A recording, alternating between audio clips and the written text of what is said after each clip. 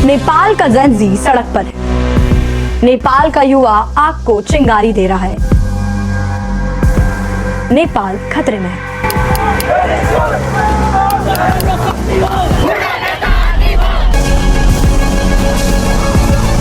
And they want to control us just like a dictator.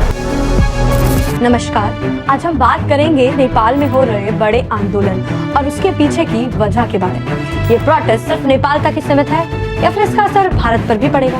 आइए इस पूरे मुद्दे को गहराई से समझते हैं। आखिर नेपाल में हुआ क्या? नेपाल में हाल ही में बड़े पैमाने पर एक आंदोलन हुआ जिसने वहाँ की सरकार को हिला कर रख दिया। ये प्रोटेस्ट जेन ज़ी यानी कि जनरेशन जेड द्वारा शुरू किया गया, हम जैसे यंग लोगों द्वारा। पर सवाल है कि ये प्रोटेस्ट हुआ क्या? आखिर इस प्रोटेस्ट के पीछे का कारण क्या है? तो सबसे बड़ा जो इस प्रोटेस्ट के पीछे का कारण है वो है सोशल मीडिया बैन।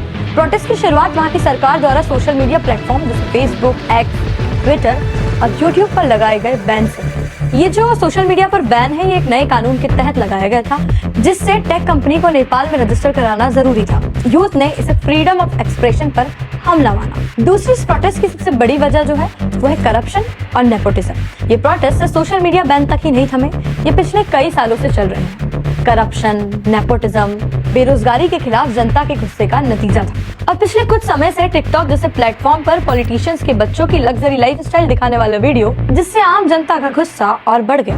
बेरोजगारी और आर्थिक समस्या। नेपाल में यूथ अनएम्प्लॉयमेंट रेट लगभग 20% है। हर दिन हजारों लोग काम के लिए देश छोड़कर चले जाते हैं। लोग सरकार की आर्थिक नीतियों से परेशान थे और निराश थे। और रही बात सोशल मीडिया बैन की, तो इसने ऐसा काम किया जिसे आग में घी डाला जा रहा है।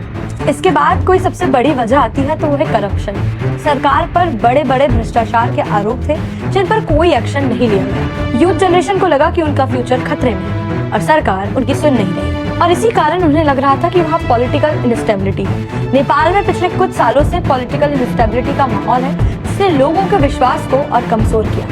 ऐसा देखा जा रहा है कि शुरू में ये जो आंदोलन है ये जेन ज़ी द्वारा शुरू किया गया एक पीसफुल प्रोटेस्ट के रूप में, पर कुछ वक्त बाद इस एक्सटर्नल और अननोन एक्ट्रेस ने वायलेंस में बदल दिया। इस दौरान सरकारी इमारतें, मिनिस्ट्रीज के घरों को आग लगाई गई। कुछ एनालिस्ट का मानना है कि पिछले कुछ सालों में साउथ एशिया में हो रही पॉलिटिकल अपहीव्स जैसे कि बांग्लादेश और श्रीलंका में हुआ से ये कुछ मिलता जुलता हो सकता है और शायद इसमें कुछ डीप स्टेट का हाथ हो, लेकिन इस बात का कोई ठोस सबूत नहीं है। जेन ज़ी ने खुद इस वायलेंस से दूरी बना ली है और कहा है कि उनके इस मूवमेंट को किसी ने हाईजैक किया। जेन ज़ी सड़क पर उतरे हैं और सफाई भी करते हैं, पर अब सवाल ये उठता है कि इन सब का भारत पर क्या असर पड़ेगा।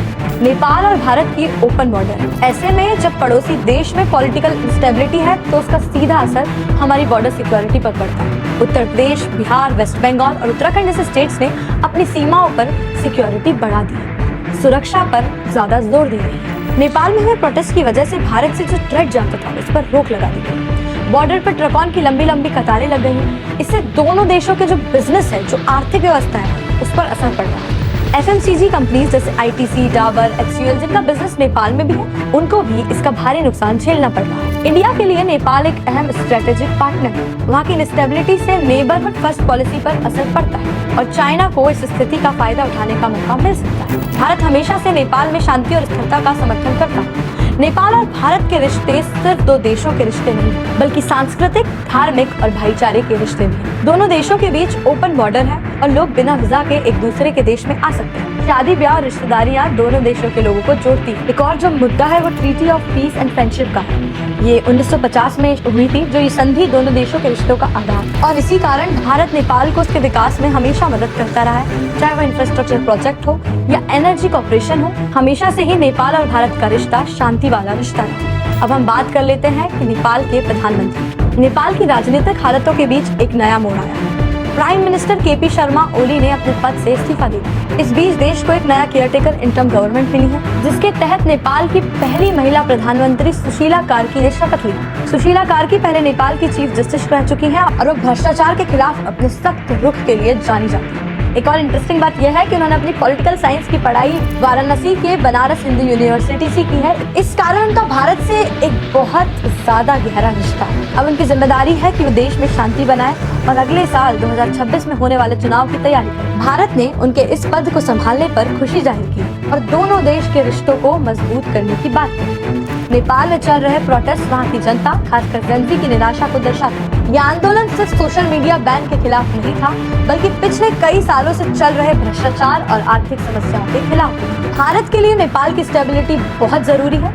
नई प्रधानमंत्री सुशीला कार्की के आने से उम्मीद है कि वहाँ पर शांति और स्थिरता आएगी, जो दोनों देशों के रिश्तों के लिए अच्छा होगा और नेपाल में स्थिरता का कारण बने। फिलहाल के लिए इतना ही। आप लोग देखते रहिए TFC मीडिया। मैं सलोनी विदा।